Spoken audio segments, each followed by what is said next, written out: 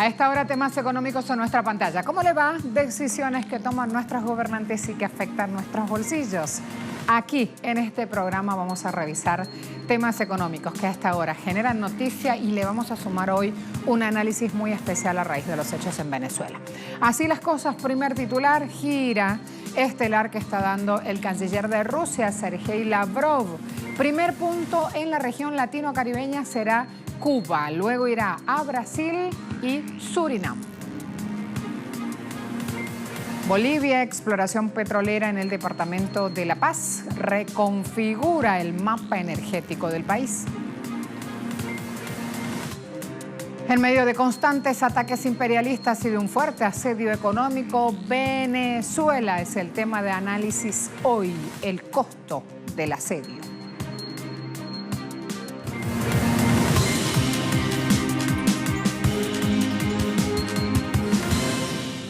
Sergei Lavrov visita Cuba. En su agenda figuran una entrevista con el presidente Miguel Díaz-Canel y con altos funcionarios, donde está previsto reafirmen tratados tecnológicos, culturales, económicos, militares y también comerciales. Los cancilleres de ambos países se reunieron en mayo pasado en Moscú, donde se mostraron unidos frente a las medidas coercitivas unilaterales que aplica Estados Unidos contra los dos países, en especial el endurecimiento de la acción hostil de Estados Unidos contra Cuba y los intentos de Washington de reactivar la doctrina Monroe también aquí en Venezuela, una política de 1904 que atribuía derechos unilaterales a Estados Unidos sobre América Latina. Después de su paso por La Habana, Lavrov se trasladará el día 25 a Brasil, donde participará en la reunión de ministros de Exteriores del grupo BRICS, formado por Brasil, Rusia, India, China y Sudáfrica. En Argentina, el gobierno defiende la solidez sobre temas financieros y dice estar en buen camino, pero el déficit fiscal por el pago de la deuda nacional contradice el resultado de las medidas de ajustes. Hoy incluso habló el FMI y dio un panorama muy sombrío, con muy poco crecimiento para el siguiente periodo. El Ministerio de Hacienda argentino anunció que las metas fiscales del primer semestre de 2019 fueron alcanzadas al registrar un superávit primario de 30.221 millones de pesos. Sin embargo, el resultado financiero arrojó un déficit de 287.202 millones de pesos en el mismo periodo, luego de haberse pagado intereses de la deuda por 317.423 millones de pesos, equivalente a más del doble que en el primer semestre del año 2018. El titular de la cartera de Hacienda, Nicolás Dujovne, destacó la baja realizada en el gasto público en 13% con respecto a 2018 y asegura es el camino para reducir la pobreza. El funcionario dijo que no hubo un aumento de deuda bruta, sino un reemplazo, al pasar de 86% del Producto Interno Bruto en diciembre del año pasado a 80,3% del Producto Interno Bruto en junio de 2019. Sin embargo, investigadores del medio argentino Página 12 concluyen que el reemplazo de la deuda del ministerio fue por pasar del sector privado a un organismo como el Fondo Monetario Internacional. Vamos a redes sociales. Esto es Espacio Twitter. Mariano Martín. Mensajes que los pilotos de líneas aéreas comenzaron a leer hoy, jornada de ayer, a los pasajeros al término de cada vuelo para advertir sobre las consecuencias de la política aerocomercial del gobierno. Habiendo finalizado el vuelo, queremos informarles sobre la situación que enfrentamos los pilotos argentinos. Como resultado de la actual política aerocomercial, hoy tenemos empresas que no pueden pagar salarios, que han suspendido sus operaciones, que reducen la dotación de pilotos con despidos encubiertos o que se achican devolviendo aviones, levantando destinos y cortando frecuencias. Ante esta situación que pone en riesgo miles de fuentes laborales en el país, ratificamos nuestro compromiso de seguir defendiendo la aviación argentina. Los hilos también son de cada uno de ustedes. Desde ya agradecemos su comprensión.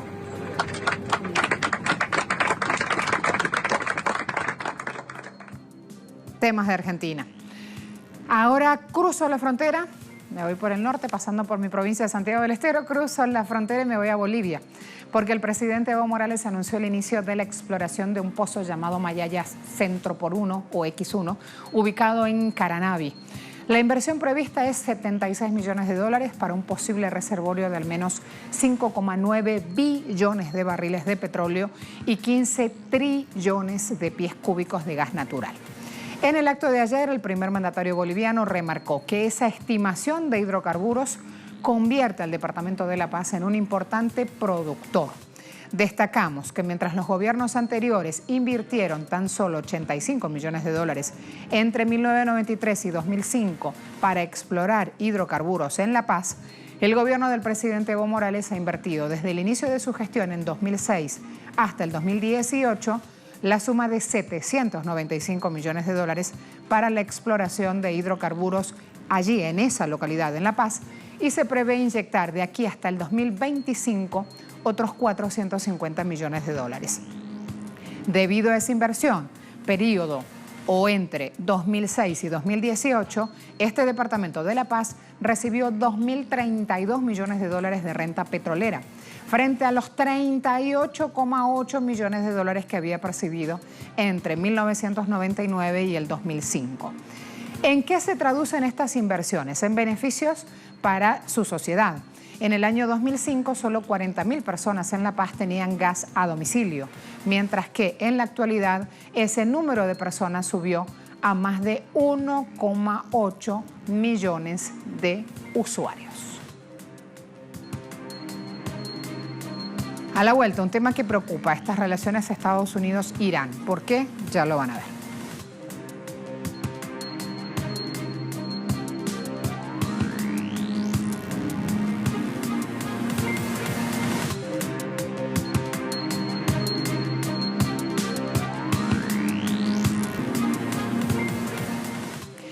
Ya todo está casi listo para que Boris Johnson sustituya a Theresa May como primer ministro de Reino Unido. El exalcalde de Londres tomará posesión del cargo este miércoles 24 de julio. El conservador, más allá de prometer un Brexit sí o sí para el 21 de octubre próximo, ha lanzado una apuesta de mejorar los servicios sociales a la vez que pretende bajar los impuestos a las rentas o a los que ganan más, a las rentas más altas. Johnson no la tiene nada fácil en Reino Unido. No solo se avecina el temido Brexit.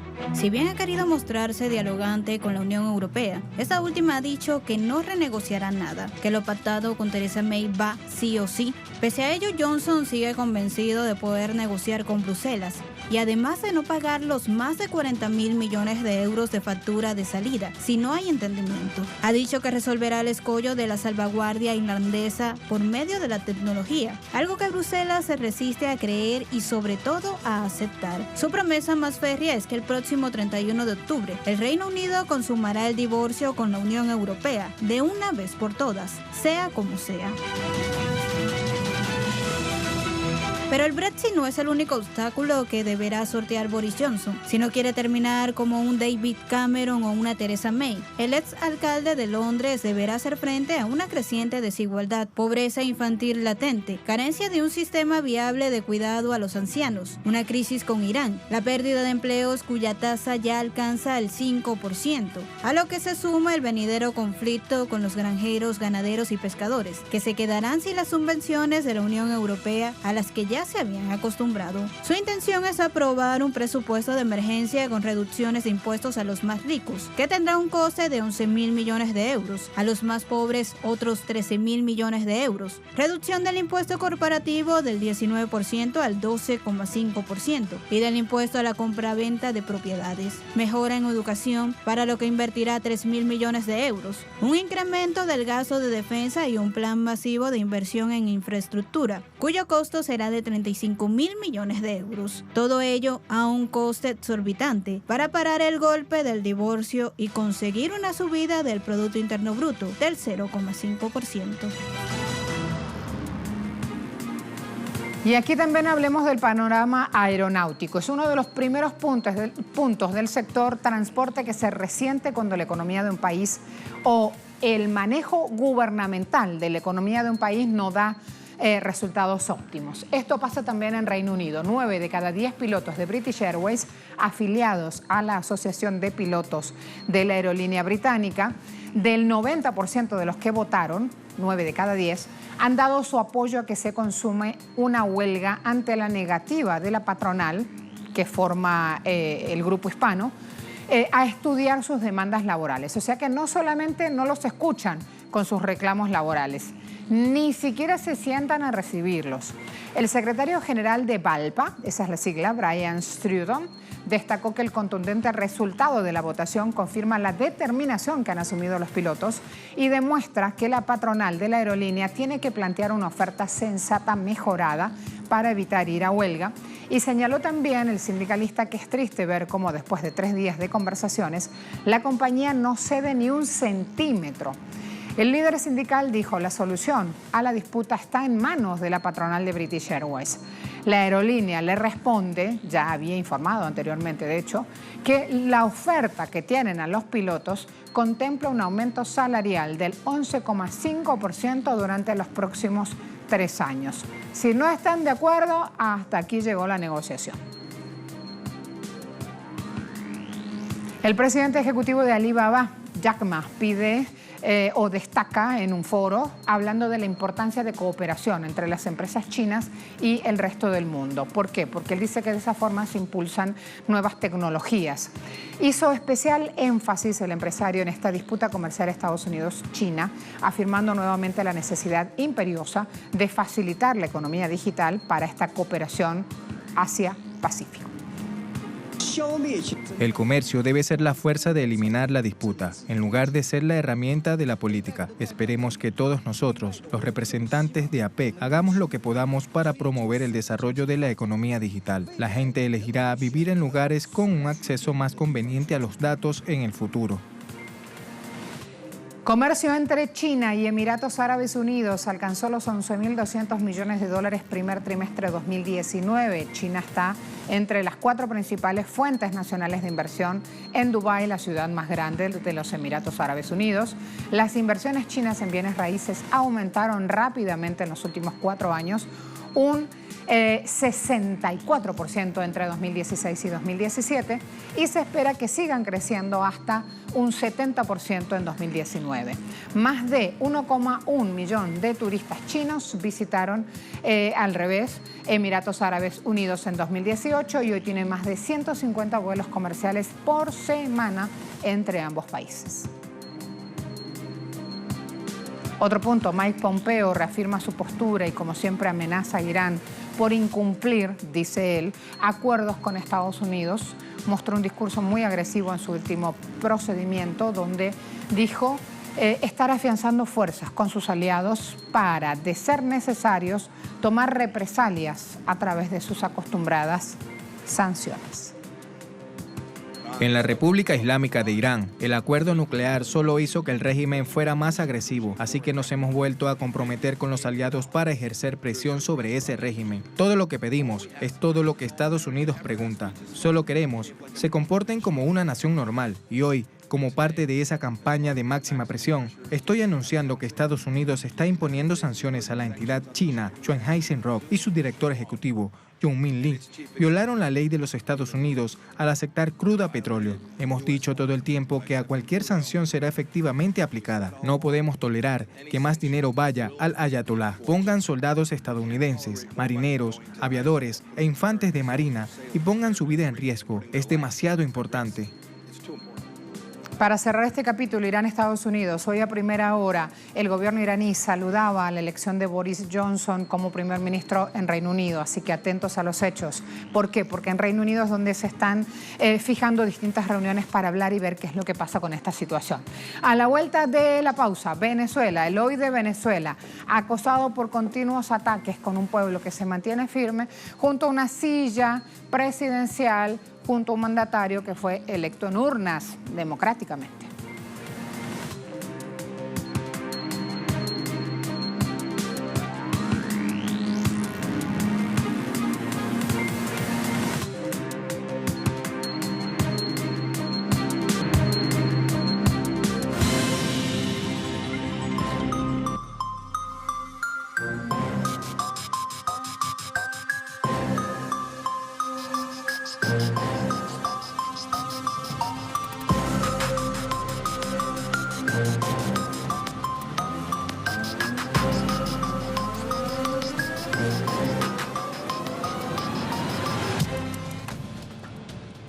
Venezuela celebra mañana el Día del Libertador en medio de constantes agresiones, sobre todo en el área económica.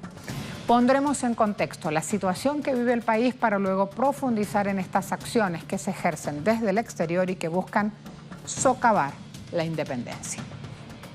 Para nadie es un secreto que actualmente Venezuela se encuentra siendo objeto de una agresión multiforme promovida desde Washington. La economía venezolana en los últimos años ha sido expuesta a mecanismos de agresión como el bloqueo financiero y comercial, la manipulación artificial del tipo de cambio, el contrabando de extracción, el robo del cono monetario, entre otros, que han promovido puertas adentro sectores de derecha que con el amparo de la Casa Blanca en Estados Unidos buscan hacerse del poder mediante la vía inconstitucional. Si bien los ataques contra el gobierno bolivariano han afectado la capacidad del Estado para adquirir en el mercado internacional los bienes necesarios para cubrir requerimientos básicos de la población, afectando negativamente el disfrute de los derechos humanos en el país, el gobierno de Nicolás Maduro, contra todo pronóstico, ha garantizado que el 75% del presupuesto nacional sea destinado a la inversión social para la garantía de estos derechos. Como parte de la agresión económica, se ha despojado a Venezuela del control de valiosos activos en el extranjero, incluyendo la empresa Citgo. Las medidas coercitivas unilaterales han generado pérdidas por 24.258 millones de dólares. Adicionalmente, existen en la actualidad más de 5.470 millones de dólares ilegalmente bloqueados en la banca internacional, que estaban destinados a la adquisición de alimentos y medicinas. Ante esto, el presidente Nicolás Maduro ha diseñado toda una estrategia para proteger al pueblo venezolano frente a la agresión económica. Una estrategia que incluye la protección permanente del ingreso, la distribución de alimentos a través de los comités locales de abastecimiento y producción, y el sistema de asignaciones dinerarias de protección social, a través del mecanismo del Carnet de la Patria. Además, en la actualidad, en Venezuela se encuentra en marcha el programa de recuperación, crecimiento y prosperidad económica, dirigido a restablecer la paz económica y asegurar los derechos económicos y sociales de todos los que hacen vida en Venezuela. El gobierno de la Casa Blanca aplica contra este pueblo venezolano sanciones, medidas unilaterales buscando socavar su sistema de gobierno, electo en urnas. Estas medidas van desde el congelamiento de cuentas bancarias usadas por Venezuela para comprar productos básicos como medicinas, como alimentos, y que pasan también estas medidas por el robo mismo de activos petroleros. Es el caso de lo ocurrido con Citgo, una refinadora que es filial de la estatal venezolana PDVSA y cuya sede está en Estados Unidos. En enero de 2019, el gobierno de Estados Unidos, de forma arbitraria, apoyó la autoproclamación del opositor venezolano Juan Guaidó como presidente interino para ampliar el boicot económico contra Venezuela. Luego del reconocimiento de la figura ilegal, el Departamento del Tesoro anunció sanciones contra Petróleos de Venezuela que incluyen la congelación de activos de la refinadora Citgo por $7.000 millones y el bloqueo de pagos que emitan empresas estadounidenses cuando compren crudo de Venezuela. El robo de Citgo y la retención de dinero en 50 instituciones bancarias de 26 países fue denunciado por Venezuela en la Convención Anticorrupción y Recuperación de Activos de la ONU en Viena a finales de mayo de 2019. El país suramericano, que obtiene la mayor parte de sus ingresos económicos por la exportación de crudo, ha visto reducido su Producto Interno Bruto y acumula pérdidas económicas por $130.000 millones entre 2015 y 2018 por las medidas de Washington. ¿En qué consisten las restricciones de Estados Unidos y cuál es su impacto en el pueblo de Venezuela? Es lo que vamos a revisar a continuación. Las sanciones unilaterales de Estados Unidos contra Venezuela también impiden al país suramericano mantener cuentas en dólares y en euros. La mayoría de los bancos corresponsales han cerrado las cuentas a las principales instituciones financieras nacionales, con miras a forzar una situación de aislamiento financiero con relación al sistema financiero internacional. Y los más afectados con esas medidas son el Banco Central de Venezuela, el Banco de Venezuela, el Banco de Desarrollo Social de Venezuela, conocido como BANDES, y otras entidades financieras venezolanas. Las medidas coercitivas de Washington no se detienen allí. El asedio viene de todos los frentes. Actualmente Venezuela tiene un total de 5.000 millones de euros bloqueados en la banca internacional. Detallamos los montos bloqueados en las diversas organizaciones financieras.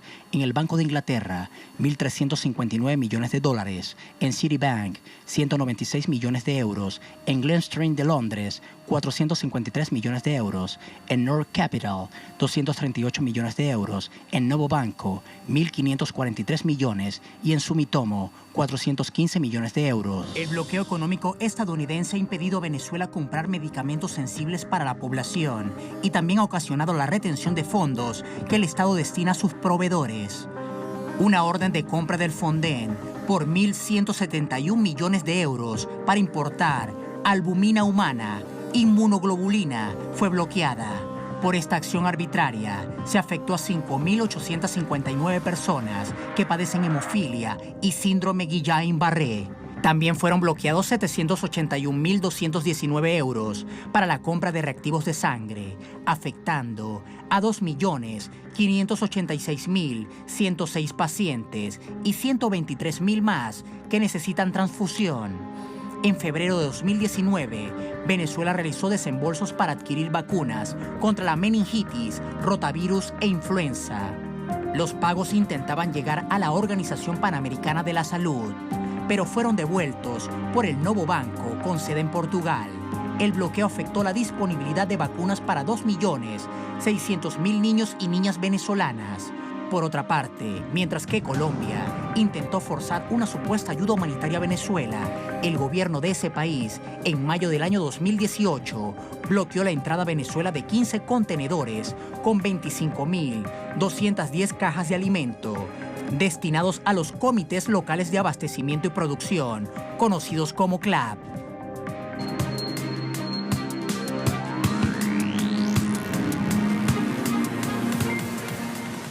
Rapidito nos vamos ahora a ver indicadores petroleros, cómo está cotizando el crudo. Brent operando a $62,99 el barril, WTI 56,20, siempre en dólares, siempre el barril. Ambos tienen tendencia a la baja. Y el crudo de la cesta OPEP tiene tendencia alcista, cotizando en 64,27. Gracias a todos. Hasta luego.